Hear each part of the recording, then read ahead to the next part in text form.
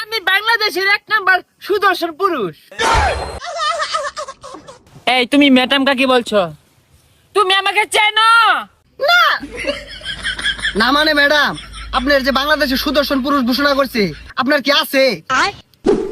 গল্প সিনেমা নয়, গল্প কাহিনী নয়, নয়তো কোনো মহাকাব্য। নাম্বার 1 ডলফিন খান। উফ গরম। কি ব্যাপার এটা কারা? ও বাবা কই যান? হাই কি বলে? আমি বাংলাদেশের 1 নাম্বার সুদর্শন পুরুষ।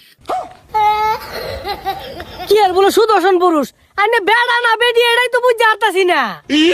আহা এ ভাইয়া যে কি বলে না। এই ভাইয়া আমি হচ্ছি সুদর্শন পুরুষ ভাইয়া। হ্যাঁ বেডি হরুন সোলার ফুট জবরদস্ত। তুমি কি বেড়া ডাক্তার বেডি নাহি? আউ কি করে ভাইয়ার কথা শুনলে না আমার গেমে উঠে। আমি হচ্ছি সুদর্শন পুরুষ। এটা আবার কি রে? আই থাম, এর থেকে তো আমি বালা। আমি প্যান্ডা শার্টটা যেরকম পিন্দি আমার সাইবেল আনতে আসা। আপনি এমন করেন কেন? আমাকে না সুদর্শন পুরুষের অ্যাওয়ার্ড দিয়েছে।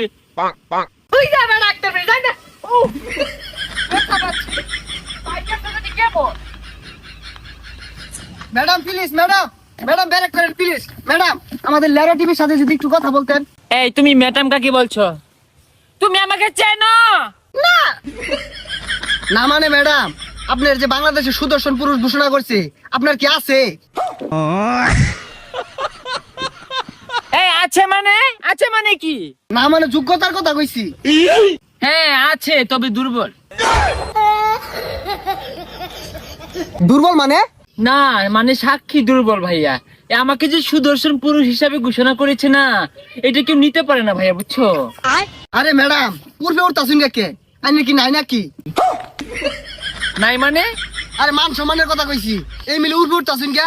আচ্ছা আইনের যে সুদর্শন পুরুষ ঘোষণা হলো কেমনে? এটা কেরা ঘোষণা হলো? আচ্ছা ভাইয়া, আমার চেহারা যেমনই হোক, আমার পোশাকটা দেখেছেন পুরো একদম। না ম্যাডাম, বলার ভাষা হারাই আসছি। আইনে যে পোশাক পরছুন, এল্লা রাস্তাত কেউ পাইলে ইয়া না থাক কইতাম না। ভাইয়া আমি তো আসলে পুরুষ না মহিলা এটা তো ম্যাটার করে না, তাই না? তো ওই যে আমার পোশাক দেখছেন, এগুলো আমি বাহির থেকে নিয়ে আসি, এগুলো এক একটা অনেক দামি, এগুলো দেখে সবাই আমাকে সুদর্শন বলে। জি ম্যাডাম, আপনার পোশাক দেখলে যে কেউ ক্রাশ খাবে। দর্শক আপনারা দেখতেই পারলেন, আমরা এই মুহূর্তে লেওরা টিভিতে কথা বললাম কোরিওগ্রাফি ডলফিন ভাইয়ার সাথে। ভাইয়া কিন্তু খুবই স্মার্ট। তো এই যে পোশাকগুলা ডিজাইন করছে, অত্যাধুনিক পোশাক। রাস্তাঘাটে কিন্তু এগুলো পোশাক পরে ঘুরলে যে কেউ